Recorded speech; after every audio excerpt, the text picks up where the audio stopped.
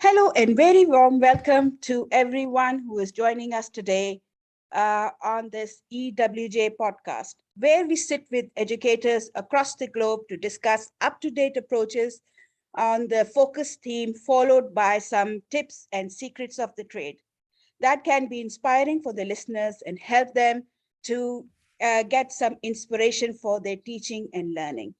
Your today's host is Maria Zahid, and this episode we are talking about the role of learning apps for language development. And today we are with Jake Whiddon. Hi, Jake. Hey, Maria, good to see you, or good to hear you. Good to hear you. Thank you. Nice to see you as well, Jake. We can see you at this end. How are things in Shanghai? How's the weather? How are things with you? It's the middle of winter, but not too cold. And at this time, we're on the edge of another lockdown, I think. But we've had it. Yeah, it's great here at the moment. Right. Cold but sunny. It's freezing here. Saudi Arabia is facing some funny weather these days. I think it's global warming across. We are frozen. Yes. Okay. So joining us today is Jake, who's an experienced head of academic and training with a demonstrative history of working in the e-learning industry, skilled in language teaching, edtech, Asia marketing, strategy, and training. Strong informational technology professional with experience as a Trinity College DipTesol course director, school operator, and speaking at global conferences. So, Jake, I think you are the right person to talk about learning apps because of you working at Studycat or representing Studycat, is it? So, my first thought to you, the first question towards you is, what is the role of learning apps for language development in general? Well, I mean, you started with a very big and broad question. So I have many answers. I think what's most exciting to me is that about 10 years ago, can I give you a little bit of history? Does anyone interested in a bit of history? Why so basically, not? I think the first language learning apps came on the market about 2010. I mean, you got to remember, we've only had apps since 2008. That's the first iPhone came out. So really about 2011 and 12, a bunch of apps came on the scene. They were very simple. They were just sort of like, here's something, tap it and go. They kind of like looked like textbooks almost. But and we sort of talk about that as the first wave of and there wasn't very much academic. They weren't that academically credible. Yeah. And I don't think people really thought about what they could really turn into. How could you use an app differently than what you were doing in a classroom, for example? So I think that what's happened is, though, in the last 2 or 3 years, maybe the last 4 or 5 years, you've seen a big wave now of language learning apps. So when you ask me what's the role of it, I think that the role overall is I don't think it can ever be the main way to learn a language, but it can certainly be one of the big factors or the big pillars of learning a language. And I will go so far to say this: if you are actually at an advantage for using an app. In fact, it's a disadvantage to not have an app. Yeah, there is so much an app can do that a teacher can't do, that you're at a big advantage having an app. So I'm not saying you can't learn a language without an app, but you've certainly got a big advantage for having an app. So what's the role? I think it's as a way to enhance language learning. Mm-hmm. So when you say enhance, Jake, I think it's in an extra scaffolding way, like you do get input for the teachers in the classroom, but I think for the self-development, practice on their own time, that's what does an app do? What do you think? Yeah, so I've got a lot of points here of why they're beneficial and how they can help, but one of them is self-learning. And and the way that it develops learner autonomy. Interestingly, learner autonomy was one of my, when I was doing my master's degree, one of the big things I focused on was learner autonomy. And that helped sort of drive me towards apps as well. Yeah. Because once you've got an app, you have to be able to motivate yourself to stay on the app and keep going. But if you can get you can get data back on your learning, you get results back on how well you're going, you can get insights to your learning.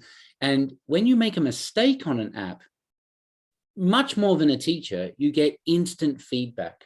Like if you're out there trying to use language in public, you might get feedback from the people around you saying, I don't understand, or you didn't say that right. But on an app, in your own environment, comfortable at home, it's telling you, no, that was wrong. Try it again. And I think that's one of the big advantages, is that it develops learner autonomy, but also that learner confidence, that I can try this without worrying about other people around me. And then thirdly, it gives you data and feedback on how well you're learning. So you know exactly where you're making a problem, or you're making a language error, right? A grammar mistake, or So do you think this post-pandemic emergency teaching encouraged teachers to lean towards more using language apps in the classrooms than before? Have you seen the trend being more, into using it more now to engage the students more in the class, or it was always the case since, like you said, it started in 2010? Yeah, I think what we saw in the beginning of, so when the pandemic hit, yes, every app company spiked, right? I mean, we know that every Studycat, I know Duolingo, some other big names like Busu, Lingo Kids, etc. They all spiked, but Studycat did as well. But let's be really clear about that. It spiked in the schools needed to adopt the apps, but what really happened was parents adopted the apps. So I don't think really that the schools drove the spike in wanting to use apps. It was really parents saying, hold on a second, I've now got another option. And as soon as parents turned and said, oh, let me just see what there is in the app world, instantly, parents all around the world started downloading apps, telling each other, there's apps for learning now, there's apps for learning. And then that's what really made it grow, was when parents realized, and they also had autonomy over what their kids were learning, if you know what I mean. And then maybe for older people, so even for older people, right? No, I shouldn't say older people, I mean adults, sorry. In adult learning, it's the same thing. They turned and said, hold on, I can't go to class, so I need something to help me. Wow, there's this other thing. So I don't know what you think. I mean, tell me about in Saudi Arabia. Was it the schools driving it, or was it parents, or was it individuals? We've been using apps like Kahoot and Quizlet occasionally in our face-to-face teaching. But when we went online, we relied on them more to motivate, like a gamification element to our lessons, to motivate and engage them. And like you said earlier, you get the results back, which vocabulary word was most ununderstood, that was not comprehensible for students. They were making mistakes frequently on which grammar point. So it was giving us a data after that thing as well for teachers to prepare the lessons in future. So from a teacher's perspective, we started using it more in our classrooms although it was all gamification, that was students thought, but we were getting the data after that as well to really understand how motivated students are, the learning process as well. I think it also, that data that apps can give. So if you send your child to a class, especially for kids, they go to a language class, I don't really know what they learned unless I ask my kid to say something. And language learning is really interesting, because language learning it's a skill essentially more than a subject. True. So it's very scary, right?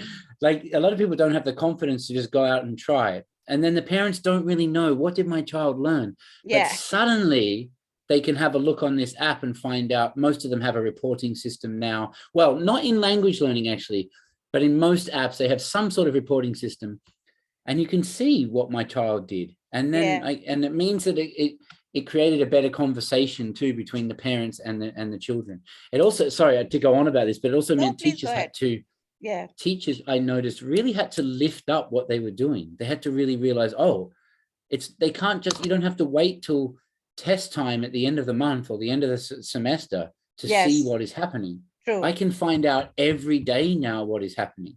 So I better make sure I'm doing a good job. Yeah, true. I couldn't agree more. I understand the feeling.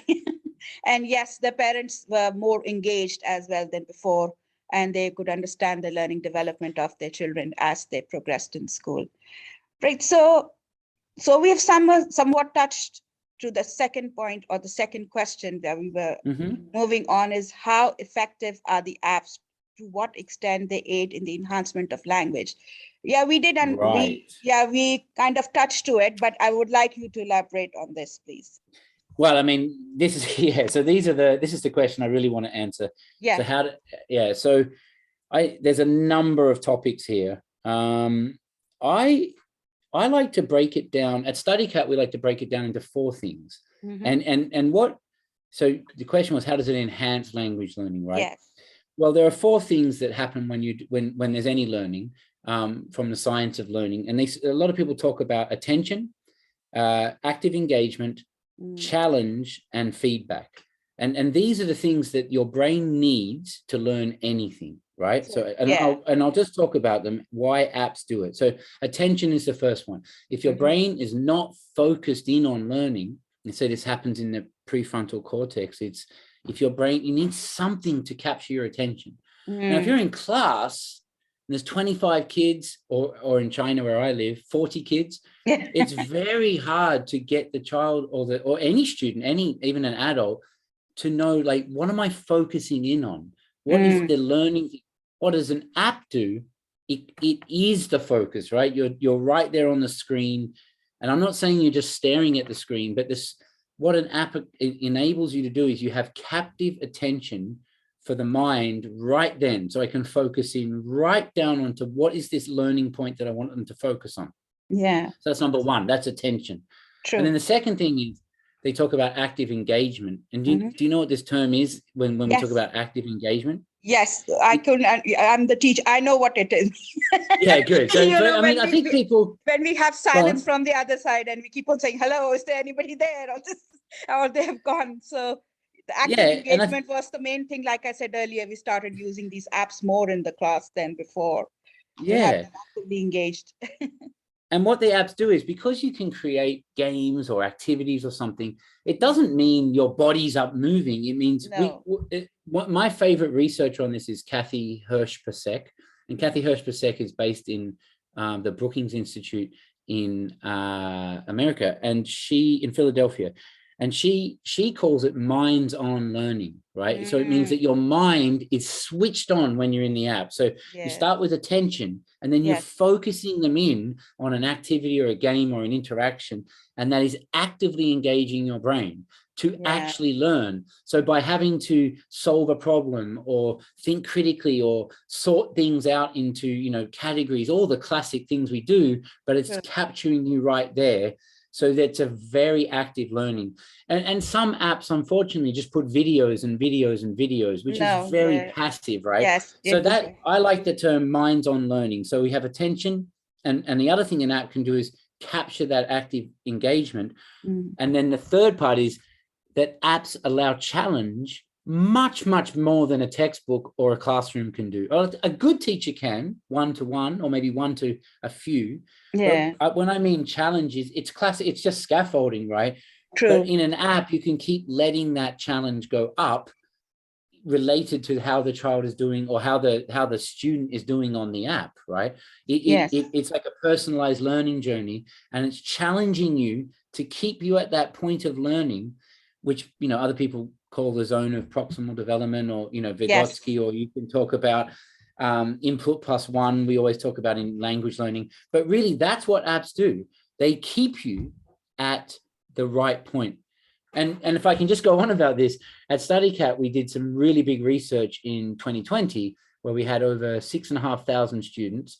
We had 1.4 million activities played, and integrated was about 100,000 quizzes integrated into those students over just a 12-week period. And what we found was, if you keep students at about a challenge level of about 80%, if they're getting about 80% right, they are more likely to come back to the app the next day and the day after. The motivation element to it. And exactly. And with the challenge comes the inspiration of winning the game, isn't it? Yeah, exactly. And if they were getting 100%, they drop off. If they're getting 40%, they drop off. But we found that the optimal level was 83%. Interesting. And it means, and that's what an app can do that no teacher can do. There's no way a teacher can process all that information and keep you at that challenge level. True. That an app can do. So that's another big one for me. That's so attention, active engagement, challenge, and I'll give you my last one if you're ready. Yes. Feedback. I mean, do you know what I'm going to say about feedback? Let me quiz you. Okay, go ahead. What do you think? What can an app do with feedback more than even a teacher can? Interesting. So the app can just specify the error that came up, just pinpoint that error and give a suggestion. Well, that's what teacher does. Yeah. But what can a teacher do? And I think when I'm in a classroom, I've got 20 students. It's so hard to say, okay, I'm going to give you feedback, and now you feedback, and now you feedback. But an app is pinpointing the exact error you made and giving it back to you instantly. So it's specific, timely feedback while the error is relevant. Now, in that cycle in neuroscience, they talk about error feedback. And error feedback is when the mind is saying, this is an error, and it focus your attention in on that error. And what an app can do is help you do it in real time. If you're in a classroom, it's almost impossible. You know, I don't know what, So those four things for me are really the keys of why apps really just enhance language learning much more so than is possible in a classroom. Interesting. Yes, because sometimes teachers do know and don't get time to correct the error at that time. And delayed feedback is denied justice for me as a teacher. Oh, I love that statement. Delayed feedback is denied. Yeah, and there's a lot of new research coming out about delayed research. I can't remember the people's names now, but delayed feedback as being quite, you know, when I first did my first teaching course back in 2004, everything was no, don't do instant feedback. Always have delayed feedback. Always, don't make them. But there's so much research now saying actually it's not as impactful. It's not, because it's so delayed. You know, when you do a test and I get my results a week later, it should be right now while I'm actively engaged in that learning. Yeah, I think that's what apps have facilitated us as teachers when they get instant feedback in that way. And for me, it is very important to give timely feedback, because if it, like you said, if it's delayed by 2 weeks, then the student is already repeating those errors, and the teacher is putting more effort to correct those errors instead of she would have done it or he could have done it in the first place. What do you think? Yeah, I think so. And I think what an app does is it removes the relationship between the teacher and the student, because in a classroom, a teacher and student, there is a power ratio. And, it doesn't matter if we try to pretend we're good teachers who let our students, student-centered learning and everything, but really it's a teacher telling a student they're wrong. Now, if an app tells you you're wrong, well, that's okay, because I'm holding the app. I'm actually fascinated by how the environment of holding the app, you're in control of the app. So if it's telling me I'm wrong, that's fine. I'm in control of it. Like you said at the beginning, the learner autonomy of it is I'm in control of this situation. So if it tells me I'm wrong, that's okay. I don't mind about, Especially because it's a tech savvy generation, like Gen Z. So this Gen Z really likes something like phones or iPads in their hands instead of books. Do you think that is one of the reasons these apps are becoming more all rage or not? Well, that's the argument, right? That why would you, let me tell a little anecdote for this. I still see schools, especially middle schools or, language schools. There's not many left in China, but there's language schools, and the big sign on the wall for the students, no phones, no tablets. And I think, wow, like the one place a teenager especially is happy to be is on an app and on a phone. And I know all the problems. I mean, I think screen time's bad, and there are very bad apps out there and things that aren't good for kids. But if that's the place that they want to be, why not meet them there and help them learn? Let's make a positive experience about that place. Yeah. Now, I'm not saying they shouldn't read books. I have my daughter, has to read books every day. Yeah. But still, I'm not going to take away her opportunity to learn on an app because I feel it's a bad thing. It's a different generation, right? I mean, yes, yeah. Where I'm from the 90s, I mean, I'm born in the 70s, but I grew up my mindset is in the 90s. We didn't have any of that. So yeah. But, I was telling my students the other day, I didn't even have mobile phones then, and they were laughing away. Yeah, I know, it's funny, right? So I said, well, yeah, not very far, but yes, unfortunately, that was the case. Do you remember the big? They used to be about as big as like a brick, right? They were so big. Yeah. And then all you could do is make a phone call. True. Yeah. I said just to give a phone call was more than enough for us. This messaging came very fast behind us. Great. Interesting. So, Jake, now we will focus on Studycat, the role of Studycat. I know it is for young learners. So what is Studycat in the first place? So let our listeners know what is Studycat actually doing for language development, and how impactful it has been for language development so far. So Studycat make young learner language learning apps. We have English, French, German, Spanish, and Chinese. But they're all about having fun. So it's all about kids learning languages all around the world, but having fun while they're doing it, not feeling like it's a pressure and a challenge. And it grew out of a lot of some teachers who were teaching and realizing that coming to class was kind of difficult. It felt like pressure, and mum and dad were pushing them in. So they wanted to create a better learning experience for kids all around the world. And, since then we've had 15 million downloads around the world, kids all over 138 countries, I think we're in now. Kids learning different languages all around the world, having fun while they're learning. And we're kind of a beginner app, but it gets kids to start their language learning journey and realizing it is a fun thing. And all of our apps are about, they're game-based. There's no just staring at a video. They're all challenging you. They're all about active engagement, and they're all about giving you feedback and building that sort of love of wanting to learn a language. Because to me, the biggest thing is I just want to, for kids is they natural language learners. We just need to motivate them to be able to do it. And that's the big thing that I think Studycat does. Well, I mean, that's why I work for them. I think they do it better than anyone at the moment. Yeah, that's amazing. But Jake, like you said, I think that's what kids need at a young age if they're facilitated with the app like Studycat. And like you have not only English, you have so many other languages they can learn from. I think that's the best age to enhance their language development, isn't it? To multiple language, in fact, not only just English. Yeah, and also because they're at that age when, we aim at 3 to 8.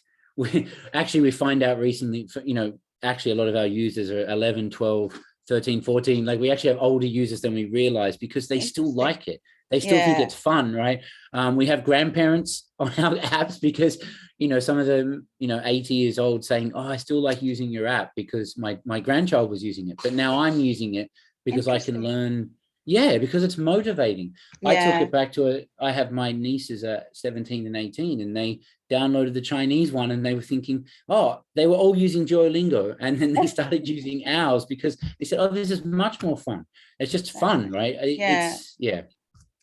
So what do you say to those people who say we don't need fun in the class? There has to be a rigid regime for learning, and that's how language works, and it is not all about fun. It's work. Well, it depends what they're learning. If you're teaching language as a subject, well, that's your choice. That's what you might want to do, and that maybe that's true to pass a test, to do an exam.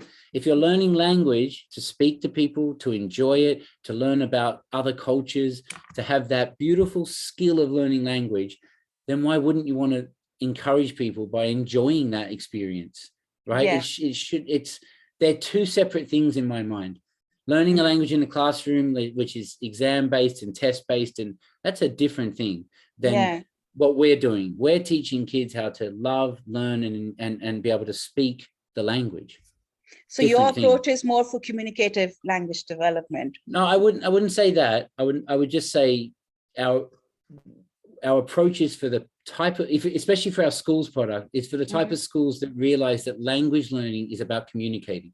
Language learning is a tool for enjoying. Language learning is, you know, so we can be on these types of podcasts, right? So yeah, that's a different thing than just knowing that the possessive S goes after this. You know what I mean? Yeah. But I think there can be a balance. There can be a balance in the academic language learning as well, isn't it? We can incorporate such apps to have, you know, just a different element in the class, isn't it? And that's the point, that you can have that very sort of formal way of teaching. And then where our apps work really well is they're great at building up vocabulary, because when you're in our apps, you will see within, I think it's, I mean, this is what I did my dissertation research on, but if you're on the app for 20 minutes, you will see a set of words over 100 times. Like you will be exposed to and interact with a target word over 100 times. True. Whereas if you're in a classroom for 20 minutes, you might say the word 4 times. So it enhances it. So schools love it. They say, take this home, do these, at least you're enhancing them and getting it to stick in your mind. So you do better in your test. So yeah, you're right. It's kind of like a symbiotic relationship. So this, like, I take it as a formative assessment in my classrooms when I use this app. And then I move on to the summative part. Yes, academic, of course, we need to have tests and we can't shut down all those for the academic purposes. But the formative assessment is informative for students, to give them the insight as well. Are they prepared for the summative part after this? Exactly. You said it much more clearly than me, Maria. No worries. Okay, so you did say it was very impactful for all ages, in fact. So I know you've been doing quite a lot of research in this on language learning apps as well. So can you give us more impact of such language developments through your research and insights on that? I have to say that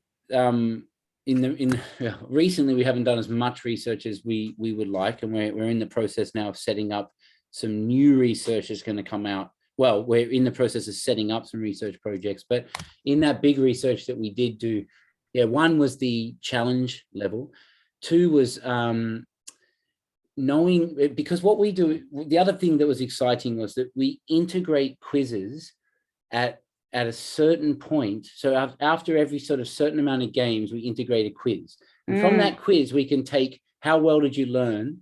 And then we go back and see what games did you play? And then how well did you perform on the quiz? Now, because those quizzes are integrated, we found that we could actually see, then you go back and take the same quiz. And we could actually see every time they were taking the quiz, we were getting a 6 percentage point increase every time they took the quiz. But they're taking the quizzes, remember, every time, like every 15 minutes. So they're improving over these really short spaces of time. We also found some other data that's kind of linked to the spaced repetition arguments, right? Or theories that if you play now and then you wait a day and you have some rest and then you play again, that you'll improve your score. So we also saw that as well. I would say most our data at the moment is not as conclusive as we would like, but it definitely does 2 things. We can see where there's a challenge level that kids need to be at. And number 2 is we can see that kids who play on the app over a certain amount of time improve on their integrated quizzes. The next big research for us, though, is to see, does it make you improve on third-party tests? And that's the big one we want to work on. Yeah. Interesting. Yeah. So that's very good. Like, that's what we as educators also see. I think it's kind of, you're looking at the summative and formative assessment, like I was talking about before. So all the apps interaction with the games was the formative part, and then came a quiz as a summative part of the app, if I understood correctly. Well, actually, our quizzes it's really interesting you asked that, because we were working we were we were liaising with Cambridge assessment, and they asked me the question. They said, oh, is this formative or summative assessment, the quiz? And then you say, okay, well, it's designed as a summative assessment because it gives you a score, but then they get the score instantly, and then that score feeds back and says, what do you need to focus on next? So it is formative. So our quizzes are essentially a combination of summative and formative integrated. And because they're so regular, we didn't go for this idea of wait till the end of a unit or wait till the end of 3 units and then assess. It's every 4 or 5 games quiz, and then every 4 or 5 games quiz. And the kids like the quizzes because they want to see themselves improve. So they do it, they play again, and they want to get 3 stars, right? And then they do it again, then they play a few games, and then they want to do it again, right? So it's kind of like our quizzes are a combination of both. Interesting. So that's very interesting. I might take this approach in my classroom as well to give a combination of both. Yeah, I think that's another thing apps are doing. They're changing the nature of assessment. This idea of summative assessment, I don't know where I don't actually see. I mean, maybe in the apps they could have like an end of the end of sort of a certain amount of time, or at the end of a certain amount of units, they put in a big summative assessment. But the whole point would be to feed back to the app again. True, exactly. Sorry, just two seconds. Sure.